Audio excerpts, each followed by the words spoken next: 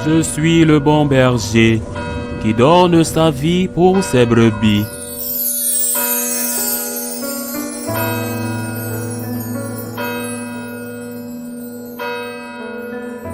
Chaque année, les parents de Jésus se rendaient à Jérusalem pour la fête de la Pâque. Quand il eut 12 ans, ils montèrent en pèlerinage suivant la coutume. À la fin de la fête, comme ils s'en retournaient, le jeune Jésus resta à Jérusalem, à l'insu de ses parents, pensant qu'il était dans le convoi des pèlerins. Ils firent une journée de chemin. Avant de le chercher parmi leurs parents et connaissances, ne le trouvant pas, ils retournèrent à Jérusalem, en continuant à le chercher. C'est au bout de 3 jours qu'ils le trouvèrent dans le temple. Assis au milieu des docteurs de la loi, il les écoutait et leur posait des questions. Et tous ceux qui l'entendaient s'extasiaient sur son intelligence et sur ses réponses. En le voyant, les parents furent frappés d'étonnement et sa mère lui dit, « Mon enfant, pourquoi nous as-tu fait cela? Vois comme ton père et moi, nous avons souffert en te cherchant. » Il leur dit, « Comment se fait-il que vous m'ayez cherché? Ne savez-vous pas qu'il me faut être chez mon père? » Mais ils ne comprirent pas ce qu'il leur disait. Il descendit avec eux pour se rendre à Nazareth, et il leur était soumis. Sa mère gardait dans son cœur tous ces événements. Acclamons la parole de Dieu. Nous célébrons aujourd'hui la fête liturgique, la fête du cœur immaculé de Marie, qui complète celle d'hier, le Sacré-Cœur de Jésus. Pour comprendre ce que signifie ce cœur immaculé de notre Mère, je voudrais commencer par rappeler un concept qui fait partie de notre héritage de foi, ce qu'on appelle le sacerdoce royal, le sacerdoce commun des fidèles. Il y a un sacerdoce ministériel, celui que les hommes reçoivent par le sacrement, certains hommes prêtres, mais il y a un sacerdoce royal, un sacerdoce commun, qui est le sacerdoce que nous recevons tous par le baptême. Le sacerdoce ministériel, sacramentel, permet par exemple de consacrer, mais le sacerdoce commun ou sacerdoce royal fait de nous tous des intercesseurs, des pontifes, des ponts, des passerelles communs. Chacun de nous, par le baptême, a participé au sacerdoce commun qui fait de nous des pontifes, des passerelles entre Dieu et les hommes. Ce principe de base de notre foi, je crois, nous permet de bien comprendre quelle est la mission de ce cœur immaculé de Marie. C'est un cœur vivant, c'est un cœur qui bat, c'est un cœur plein d'amour. C'est un pont qui unit 2 rives, la rive de Dieu et la rive des hommes. Devant Dieu, sur la rive de Dieu, la Vierge Marie est un intercesseur, une médiatrice qui plaide. Toujours pour nous, sur la rive de Dieu, elle est le refuge des pécheurs, la consolation des affligés, l'aide des chrétiens, elle est notre avocate.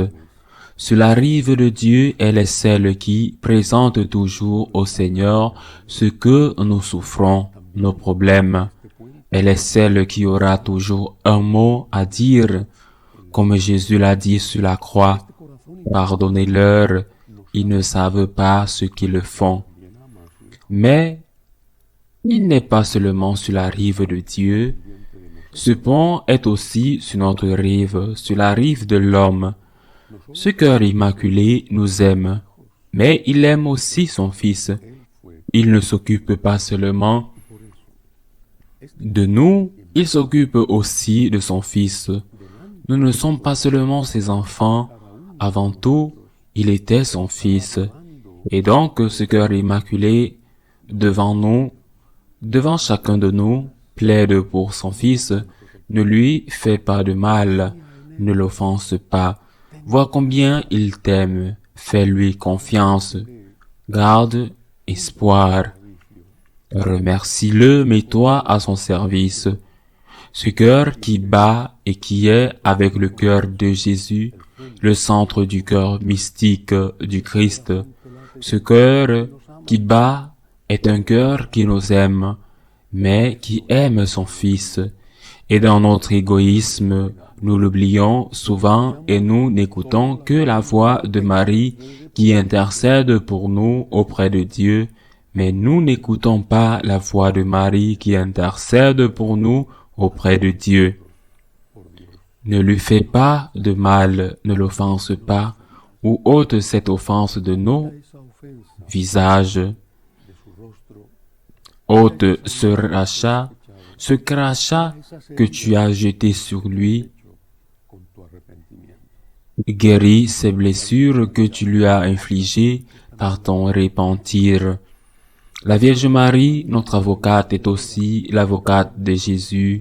La Vierge Marie, notre intercesseur, est aussi l'intercesseur du Christ, car elle est d'abord la mère du Christ, avant d'être notre mère.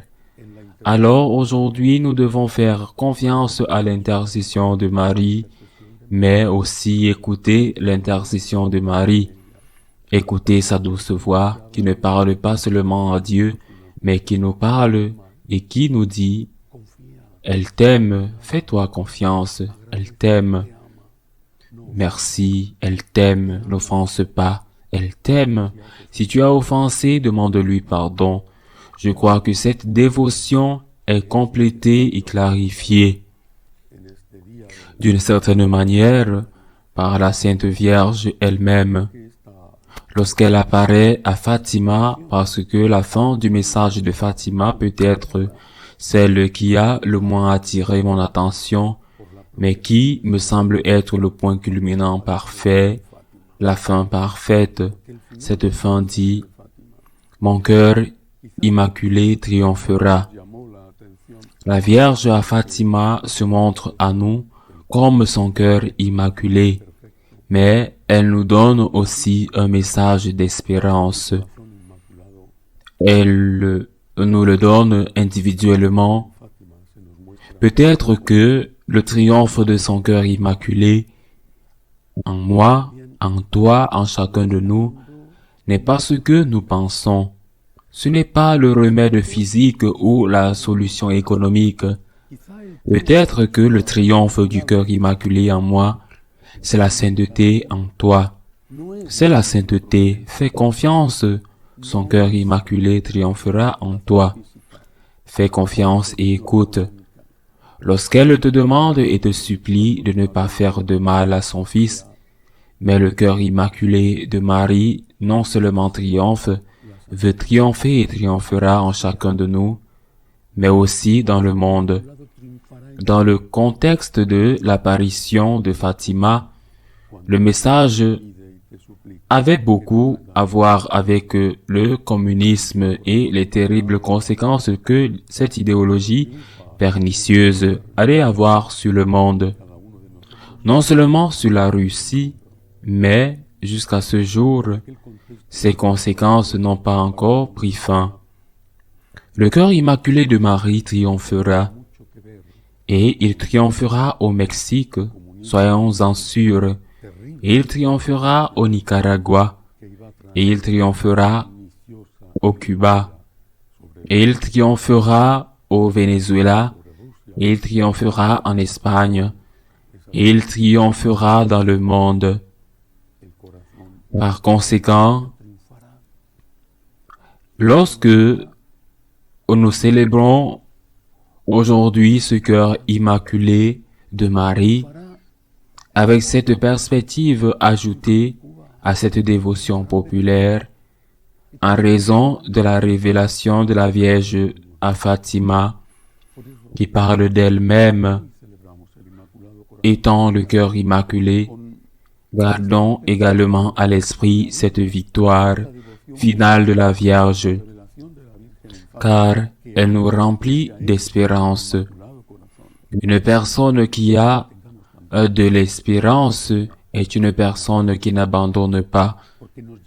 Une personne qui a perdu l'espérance croit qu'il ne sert plus à rien de lutter, croit abandonner, et c'est alors qu'il perd tout.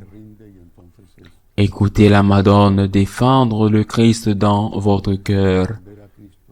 Elle vous défendra devant Dieu, mais écoutez aussi la Madone, la Vierge, vous dire, pour vous, pour votre peuple, à la fin, mon cœur immaculé triomphera. Ainsi soit-il.